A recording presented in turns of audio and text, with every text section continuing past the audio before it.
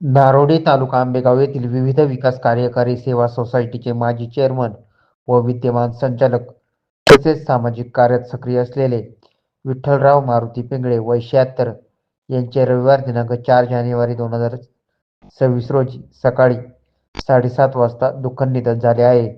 याबाबत अधिक माहिती अशी की विठ्ठलराव पिंगळे हे त्यांचे मित्र बजरंग तात्या हुले, अशोक पिंगळे व रामदास हुले यांच्या समवेत नेहमीप्रमाणे शुक्रवार दिनांक 2 जानेवारी 2026 रोजी सकाळी चालण्यासाठी बाहेर पडले होते. ते नारोडी फाटा येथील भैरवनाथ मंदिराजवळील रस्त्याने पायी चालत असताना उतारावर त्यांना एका अज्ञात दुचाकी चालकाने जोरदार धडक दिली. या अपघातात ते गंभीर जखमी झाले होते.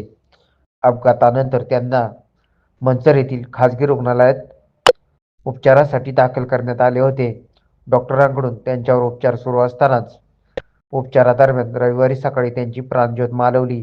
विठ्ठल मारुती पिंगळे हे स्टेट बँक ऑफ बँकेचे सेवानिवृत्त अधिकारी होते. सेवेतून निवृत्त झाल्यानंतर ते ज्येष्ठ नागरिक संघाचे सचिव म्हणून कार्यरत होते. तसेच विविध कार्यकारी सोसायटीचे माजी चेअरमन व आजीव सभासद म्हणून कार्यरत होते.